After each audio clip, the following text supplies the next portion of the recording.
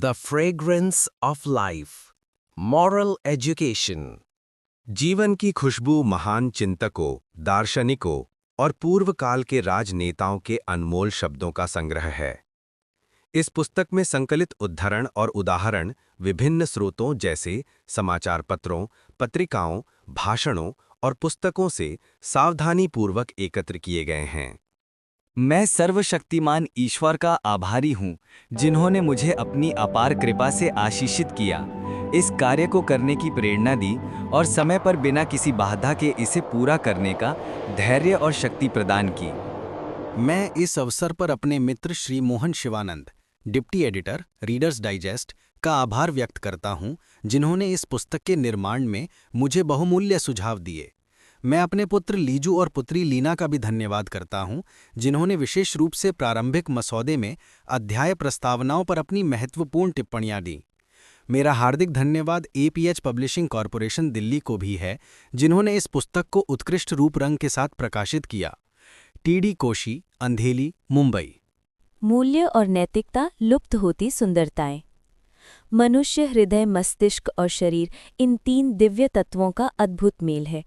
यही दिव्य शक्ति हर इंसान के भीतर रहती है और हमें सही सोच और कर्म की ओर प्रेरित करती है।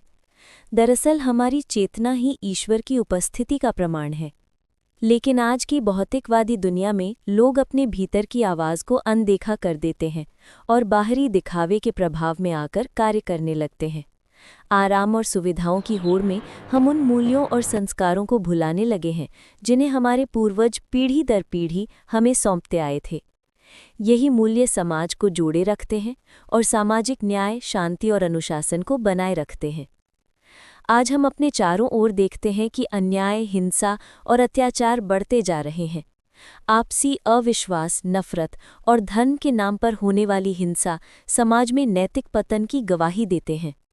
आज की पीढ़ी में नैतिक मूल्यों की कमी दिखाई देती है, जो वर्तमान सामाजिक और पारिवारिक जीवन को प्रभावित कर रही है। अधिकांश लोग आत्मकेंद्रित हो गए हैं और दूसरों की भावनाओं की परवाह नहीं करते। खासकर महानगरों में ये स्थिति गंभीर है, जहां सामाजिक गतिविधियां खतरनाक रूप ले रही हैं। समाजशास्त्रियों के लिए इस समस्या के मूल कारणों का पता लगाना कठिन हो रहा है। इसका परिणाम यह है कि नैतिक और सामाजिक ढांचे में गिरावट हो रही है, जिससे पारिवारिक जीवन और सामाजिक व्यवस्था प्रभावित हो रही है। हमें अपने दैनिक जीवन के भ्रष्ट आचरणों पर गहन ध्यान देना होगा। ये तथ्य दिन ब दिन स्वीकार्य होता जा रहा है कि हमारे सामाजिक या राजनैतिक स्पेक्ट्रम में, और हमें ये मानना पड़ता है कि बहुमत सही है।